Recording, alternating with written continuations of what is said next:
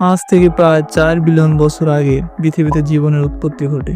Billions of ইয়ার ইভলিউশনের পর বিভিন্ন প্রকার জীবজন্তু দেখা যায় পৃথিবীতে। এই সব জীবজন্তু, গাছপালা, গরু, ছাগল ইত্যাদি যা কিছু আপনি দেখেন সবকিছু ইভলিউশনের মাধ্যমে আসে। অনেকেই তো শুনেছেন যে মানুষ নাকি বান্দর থেকে আসছে, কিন্তু প্রশ্ন হলো, মানুষ যদি বান্দর থেকে আসে তো পৃথিবীতে কেন এখনো বানর আছে? আবার অনেকে ইভলিউশনকে বিশ্বাসই করে না। আজ আমরা এই ভিডিওতে ইভলিউশন নিয়ে বিস্তারিত আলোচনা করব আর দেখার চেষ্টা করব মানুষ আসলে বানর থেকে আসছে নাকি এটি সম্পূর্ণ একটি মিথ্যা কথা। ইভলিউশন আসলে কতটা সত্য চলুন একটু বোঝার চেষ্টা করি। Charles Darwin arrived. Might occur by natural selection. His theory radically changed biology, offering a new explanation of the origin of human beings. It also made him one of the most influential. Evolution theory কখনো বলে না যে বানর মানুষ হয়ে গেছে। এখানে মূল বিষয় হচ্ছে মানুষ, চিম্পাঞ্জি, গরিলা, বানর এর পূর্বপুরুষ একই একটি জিনিস থেকেই এর সব কিছুর উৎপত্তি। এটা কেমনে? মনে করেন একটা গাছ শুরু হয় শিকড় থেকে, তারপর উপরে যায়, আস্তে আস্তে ডালপালা গজায়, ওই ডালপালা থেকে আরো ডালপালা গজায়, চলতে থাকে। ওই ডালপালার শেষে দেখলে দেখা যাবে আজকের দিনের সকল জীবজন্তু। কিন্তু এখনো একটা প্রশ্ন তো থেকেই যায়, আমাদের পূর্বপুরুষ কি এমন যে এটা থেকে এত এত প্রাণীর উৎপত্তি, যার কারণে কিছু হলো মানুষ, আবার কিছু বানর, কিছু গরু, ছাগল, হাঁস, মুরগি ইত্যাদি। এর উত্তর মেলে স্যার চার্লস ডারউইনের বই থেকে, ন্যাচারাল সিলেকশন নামের একটি বিষয় থেকে। এটা খুব সহজ একটি বিষয়। যখন আমাদের রিপ্রোডাকশন হয় মানুষ, গাছপালা, জীবজন্তু ইত্যাদিতে, তখন জিন যে জিনিসটা থাকে, আমাদের জিন যখন বাচ্চার ভিতরে যায় তখন ওই জিনটি সম্পূর্ণ একই থাকে না, এর কিছুটা পরিবর্তন হয়, এর ভিতরে কিছুটা নতুন বৈশিষ্ট্য তৈরি হয়। এই পরিবর্তন চলতে থাকে পরবর্তী প্রজন্ম পর্যন্ত। যেমন ধরেন আপনার চোখ ব্রাউন কালারের, কিন্তু আপনার বাচ্চার চোখ গ্রিন কালারের। যখন আপনার বাচ্চার বাচ্চা হবে তার চোখ আবার গ্রিন কালারের। এভাবে চলতে থাকবে। এটাই হচ্ছে এই পরিবর্তন। এর মানে হচ্ছে জিনের ভিতরে হঠাৎ করেই কোনো নিউট্রিশন এসে গেছে, যার কারণে এই পরিবর্তনগুলো হয়ে থাকে। অনেক সময় এই পরিবর্তন খুবই লাভজনক হয়, আবার অনেক সময় ক্ষতিকরও হয়। মনে করেন একটি ব্রাউন কালারের ব্যাঙ জঙ্গলে বসবাস করে, তার 5টি বাচ্চা হয়েছে, 5টির ভিতর 4টি হয়েছে ব্রাউন কালারের আর একটি হয়েছে গ্রিন কালারের। একদিন হঠাৎ একটি সাপ আসলো এবং সাপের চোখে ব্রাউন কালারের যে ব্যাঙগুলো ছিল সেগুলো খুবই স্পষ্ট চোখে দেখা গেল। তখন সেই ব্রাউন কালারের 4টি ব্যাঙকেই খেয়ে ফেললো। বাকি যে গ্রিন কালারের ব্যাঙটি ছিল সেটি তার চোখে না পড়ার কারণে সে বেঁচে গেল।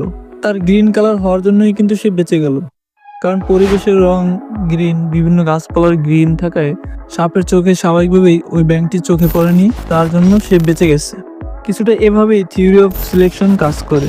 অন্য আরেকটি বিষয় হচ্ছে সার্ভাইভাল অফ ফিট। এর মানে হচ্ছে স্যার ডারউইনের মতে যে প্রাণী তার পরিবেশের সাথে খাপ খাইয়ে নিতে পারবে ঠিক সেই টিকে থাকবে প্রজন্ম থেকে প্রজন্ম ধরে। কিন্তু এই ফিট মানে হচ্ছে যে আপনি খুব শরীর কাঠামোভাবে অনেক ঠিক এমন নয়।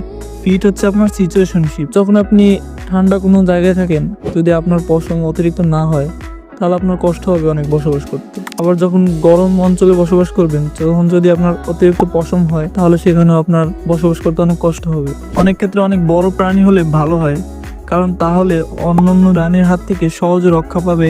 কিন্তু অন্যদিকে কোথাও খাবারের খুব অভাব পড়লে সেখানে বড় প্রাণীর জন্য খুবই হুমকি, কারণ সে খাবারের অভাবে মারা যেতে পারে, কারণ তার খাবার অনেক প্রয়োজন হবে। তাই ফিট হওয়া মানে হচ্ছে সিচুয়েশন। আপনি কতটা মানিয়ে নিতে পারেন ওই সিচুয়েশনে তার উপর ডিপেন্ড করে। ভিন্ন ভিন্ন জায়গায় ভিন্ন ভিন্ন প্রাণী দেখা যায়, এর কারণ হচ্ছে এভলিউশন। যেমন দেখেন শীত অঞ্চলে বেশি পশমওয়ালা প্রাণী, কারণ যাদের ঠান্ডায় তারা গরম থাকতে পারে।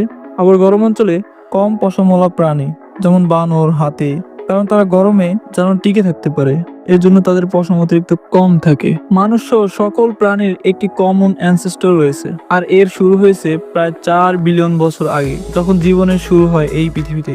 পৃথিবী তখন এমন ছিল না, তখন সব জায়গায় পানি আর পানি ছিল, আর এই পানি থেকেই জীবনের শুরু।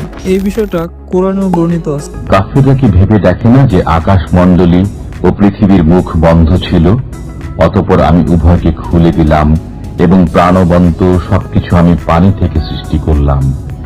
এরপরও কি তারা বিশ্বাস? বিজ্ঞানের মতে ফুকা নামের বস্তু থেকে জীবনের উৎপত্তি শুরু হয়, তারপর ইভলিউশনের ফলে বিভিন্ন প্রকার জীবজন্তু পৃথিবীতে আসে। ফুকা থেকে আসে লুকা, যার পর আসে ব্যাকটেরিয়া, ব্যাকটেরিয়া থেকে আসে ভাইরাস। এভাবেই মানুষ সহ পৃথিবীর সকল প্রাণীর উৎপত্তি হয়। আজ থেকে প্রায় 2.4 বিলিয়ন বছর আগে এক বিশেষ ধরনের ব্যাকটেরিয়ার জন্ম হয় এভলিউশনের মাধ্যমে, যার নাম হচ্ছে সায়ানোব্যাকটেরিয়া। এই ব্যাকটেরিয়া সূর্যের আলোর সাহায্যে ফটোসিনথেসিস করে শক্তি উৎপাদন করে, এতে পানিও ব্যবহার করে এবং এর ফলে অক্সিজেন উৎপাদন হয়। এই ব্যাকটেরিয়া বিলিয়নস অফ ইয়ার পরে ইভলিউশনের মাধ্যমে ক্লোরোপ্লাস্টে পরিণত হয়, যা এখন প্রতিটি গাছগাছালিতে দেখা যায়। আর এই গাছগাছালি বেঁচে থাকার অন্যতম কারণ হচ্ছে এই ক্লোরোপ্লাস্ট, কারণ এই ক্লোরোপ্লাস্টের মাধ্যমেই সূর্যের আলো ব্যবহার করে গাছপালা খাদ্য উৎপাদন করে। এই ব্যাকটেরিয়া থেকেই উদ্ভব হয় গাছপালার, আর তখন থেকেই শুরু হয় পৃথিবীতে গাছপালার যুগ। অন্যদিকে গাছপালা বেড়ে যাওয়ায় পৃথিবীতে অক্সিজেন অনেক বেড়ে যায়। কিছু ব্যাকটেরিয়া ভাবে কেননা এই অক্সিজেনকে ব্যবহার করে শক্তি উৎপাদন করা যায়, আর এখান থেকে উদ্ভব হয় প্রাণীর। এভাবে গাছ থেকে গাছ আর প্রাণী থেকে প্রাণী আসতে শুরু করে পৃথিবীতে। ইভলিউশনের মাধ্যমে হাজার হাজার বছর ধরে বিভিন্ন প্রাণী থেকে প্রাণী আসতে শুরু করে। আমাদের শরীরে মাত্র 43% কোষই আমাদের রয়েছে, বাকি সব কোষ ব্যাকটেরিয়া, ভাইরাস ও ফাঙ্গাসের। প্রায় 39 ট্রিলিয়ন অণুজীব থাকে আমাদের শরীরে। ইভলিউশনের আসলে নির্দিষ্ট কোনো সময় নেই, এটা ডিপেন্ড করে কোন প্রাণীর উপর এভলিউশন ঘটছে। হতে পারে লক্ষ লক্ষ বছর ধরে এভলিউশন হয়, আবার হতে পারে কিছু সময়ের ভিতরে এভলিউশন হয়। যেমন কিছুদিন আগে করোনা ভাইরাসের নতুন নতুন রূপ বের হতে দেখা গিয়েছে। এর অন্যতম প্রধান কারণ হচ্ছে এভলিউশন। এখন অনেকেই বলবে এভলিউশন আসলে সত্য না,